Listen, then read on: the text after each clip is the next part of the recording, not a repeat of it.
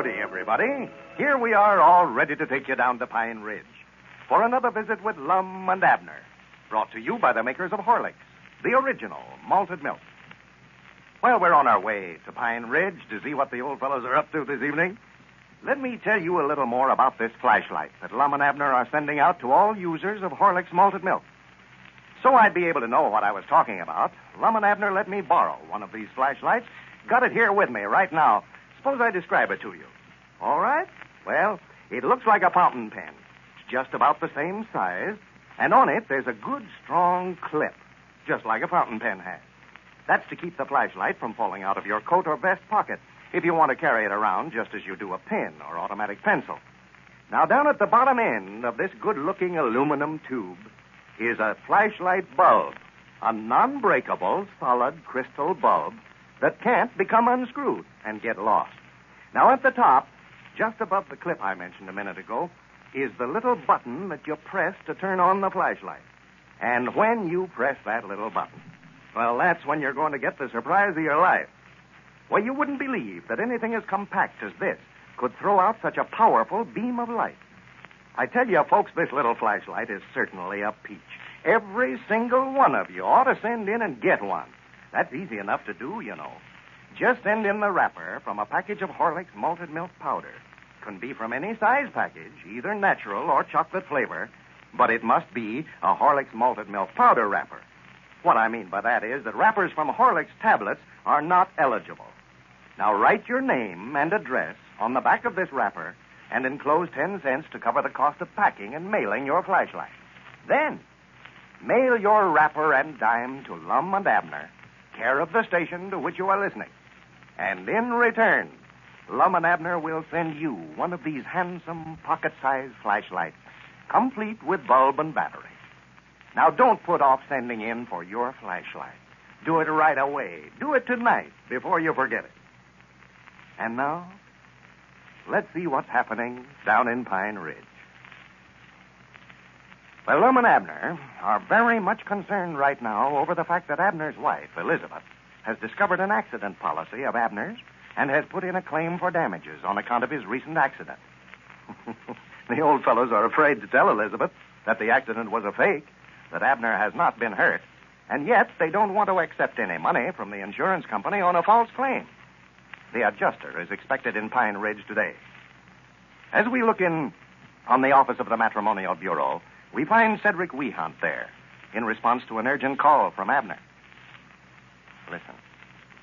No, I just called you over here, Cedric, to remind you to be sure not ever mention to nobody that my arms ain't sure enough broke.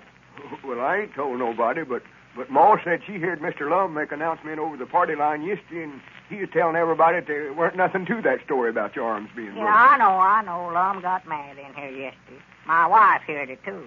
Well. We had a terrible time getting her straightened out on it. I had to get Lum to go over there and tell her that he just done that for a joke. He told her he knowed she'd be listening in. He just want to have some fun out of her. Did she appear to believe him? Yeah, she's all right now, but, Lord me, she was mad as a wet setting hen yesterday. If she finds out the truth now, why, it'll be worse than ever. That's the reason I wanted to caution you not to breathe it to a soul. Oh, no, Ma, I won't. To tell you the truth, seeing you going around with your arms wrapped up that way, I'd about forgot myself that you weren't sure enough in no accident. Well, just go ahead and let yourself forget it then. That's the way. There won't be no chance for you to give me away then. I'll try to forget all about it. Only trouble with me, when I try to forget something that way, looks like I get to thinking about it so hard that I recollect it better than ever then. I believe the best way is for me not to try to recollect to forget it. Yeah, well, you ought to know better than anybody else, Cedric, whether you forget best when you're remembering or remember best when you're forgetting. Well, let's see, I'm getting sort of mixed up on it now. I forget whether I'm supposed to remember it or forget it. Forget it. That's what you're supposed to do. Yeah, but I forget what it was I'm supposed to remember to forget. Well, fine. You're doing all right then, Cedric. You've done forgot it. Yes, but I don't know what it was I forgot. So. Well, just quit thinking about it. You're liable to recollect it, and then you'll have to forget it all over again. Was that all you wanted with me, Mr. Abner? Yeah, I reckon so, Cedric. Well, I expect I better get on back to work then. Mr. Dick said he had some orders for me to deliver. The mail carrier hadn't got out yet when you left down there, had he? No, he hadn't come before I left. Oh, doggies, I'm anxious to see how many votes I got today. You know, me and Lum is letting the folks out on the party line decide which one of us is going to be president of our new store when we get it opened up. Well, I reckon that was what Lou Eller was talking about then. Lou Eller? Yes, my little sister. Oh. She come home from school today at noon and said Mr. Lum was down at the schoolhouse there this morning and give a speech. Yeah. Yes, told them all to send in for one of them flashlights that you're giving away and told them to be sure and vote for him for president when they rode in. Oh, he did he? Yes, and that's what she said. So that's the kind of stunts he's pulling, Dad. Blame his hide. He's doing everything he can, Cedric.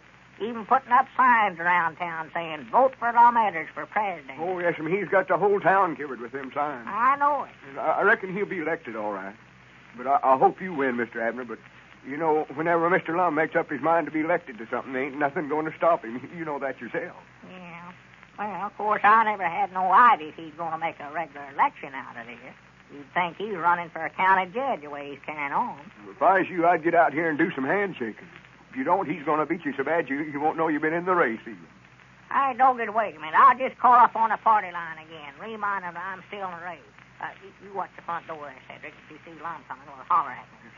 Wait a minute, though. Here, you'll have to ring the phone for me, Cedric, and hold the receiver up to me here. I can't do nothing here with these arms. Just give the fire alarm ring. Oh, yes, a fire. Yeah, fire alarm.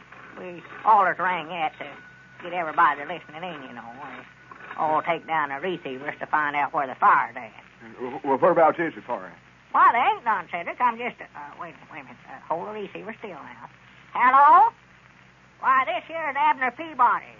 I just want to thank you folks that's already wrote in for voting for me. And just as quick as you get your flashlight, why, I wish you'd show it around to your friends. For I know that anybody that sees it's going to want one of them. And be sure and tell them to vote for me, too, when they ride in. I don't know nothing about running for office this way, but if you folks elect me president, I'll guarantee that if any of you comes down to our new store wanting stuff on a credit, I'll let you have it. I've been trying to get to be president ever since me and Lum's been in business, and it's the first chance I've ever had to hold office. I'd love to just show you in one time what I can do. I don't... Huh? Here comes Mr. Lum out there in front. Oh, well, I hope you send in a vote for me. Goodbye. Hang up a receiver quick there, Cedric. Hang it up. That's the way. I don't believe he's seen you. No. Well, I better get on back to work. Yeah, much obliged, Cedric. Come back again. Well, gentlemen. Oh. Well, hello, Cedric. You ain't leaving. Yes, sir, I expect I better go. Well, I'd love to have you set a spell and visit with us. Here, have one of my cards. Tell your friends about me. What kind of card is that, Lum? Oh, I just got some little personal cards I'm handing around. Well, vote for Lum Eddard for president of the Jot Em Down store. The people's choice. Get on the bandwagon. well, much obliged. So that's what you're doing.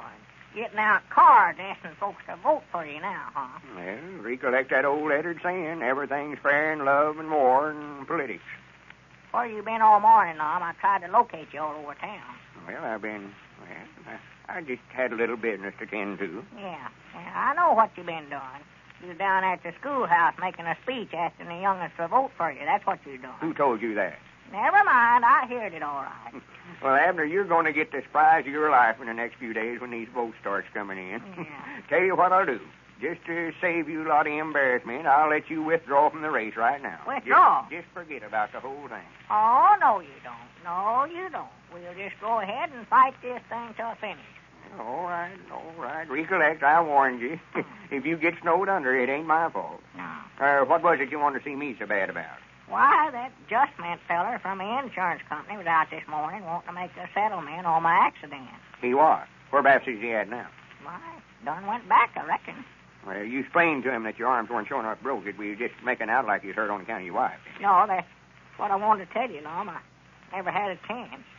He went over there to the house first, and Elizabeth called me to come over there, and by the time I got there, why, he'd already told her they was willing to settle for $200, and he brung out a check for that amount with him. Well, you never taken it, did you?